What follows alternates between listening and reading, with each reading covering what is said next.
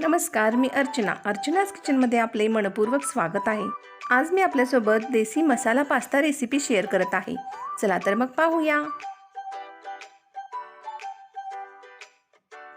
साहित्यामध्ये दाखवल्याप्रमाणे इथे मी 1 कप टोमॅटो प्युरी, 1 बारीक कापलेला कांदा, 1 कप ढोबळी मिरचीची पेस्ट, 1 कप बारीक कापलेली काकडी, 1 कप बारीक कापलेले गाजर, 1 कप बारीक कापलेले टोमॅटो घेतलेले आहेत आणि 2 कप स्प्रिंग पास्ता घेतलेला आहे। सर्वप्रथम मी इथे स्प्रिंग पास्ता शिजवण्यासाठी एका कढईमध्ये 2 ग्लास पाणी घेतलेले आहे। ते चांगले उकळू देत आहे। पाणी चांगले उकळल्यानंतर त्यामध्ये स्प्रिंग पास्ता टाकत आहे आणि तो पाण्यामध्ये व्यवस्थित मिक्स करून घेत आहे। आपण इथे पाहू शकता पास्ता हा शिजताना त्याला वेगळीच ट्रान्सपरन्सी आलेली आहे आणि त्याचा आकारही वाढलेला आहे। 5 ते 7 मिनिटे पाण्यामध्ये व्यवस्थित पास्ता शिजवल्यानंतर तो शिजला आहे की नाही हे चेक करून घ्यायचे आहे। त्यासाठी 1-2 पास्त्याचे पीस असे झारीमध्ये घेऊन ते चाकूने कट करून बघायचे आहे। अशा पद्धतीने जर ते कट झाले तर पास्ता व्यवस्थित शिजला आहे। जर पीस कट नाही झाले तर आणखी 2 मिनिटे शिजवावे। आता मी गॅस बंद करत आहे आणि चाळणीमध्ये हा पास्ता पाणी नितळण्यासाठी ठेवत आहे। मस्तच। आता पास्ता मसाला बनवण्यासाठी गॅस चालू करून कढई गरम होण्यासाठी ठेवलेली आहे।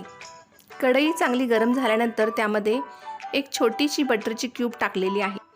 इथे तुम्ही बटरऐवजी तेलही वापरू शकता। बटर चांगले मेल्ट होत आल्यानंतर त्यामध्ये एक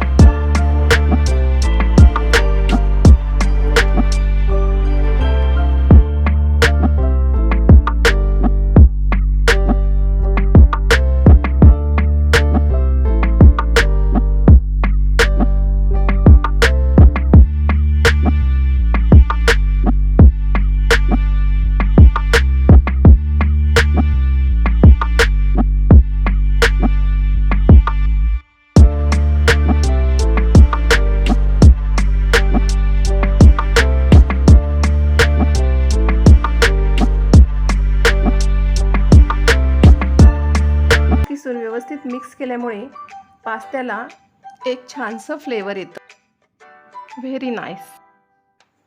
अशा पद्धतीने हे सर्व मिश्रण बटरमध्ये व्यवस्थित परतून झाल्यानंतर त्याला कलरही खूप सुंदर आलेला आहे। आता मी त्यामध्ये शिजवून घेतलेला स्प्रिंग पास्ता टाकत आहे आणि व्यवस्थित मिक्स करून घेत आहे। आपण इथे पाहू शकता पास्ता हा मसाल्यामध्ये खूप चांगल्या प्रकारे मिक्स झालेला आहे। आता मी त्यावरती 2 चमचे बारीक कापलेली कोथिंबीर घालत आहे। पास्ता हा डिशमध्ये सर्व करून घेत आहे।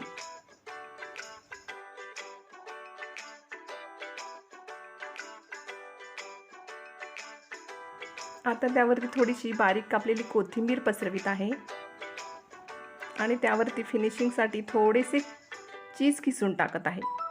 तर असा हा सर्वांच्याच आवडीचा मसाला पास्ता आपण नाश्त्यासाठी तसेच मुलांच्या वाढदिवसासाठीही करू शकतो। तर कशी वाटली आजची रेसिपी? आवडली असेल तर नक्की लाईक करा, शेअर करा आणि या चॅनलला अजूनही सबस्क्राईब केले नसेल तर लगेच सबस्क्राईब करा। भेटूया पुढे परत नवीन रेसिपीसोबत। तोपर्यंत हेल्दी खा, सुरक्षित रहा। धन्यवाद।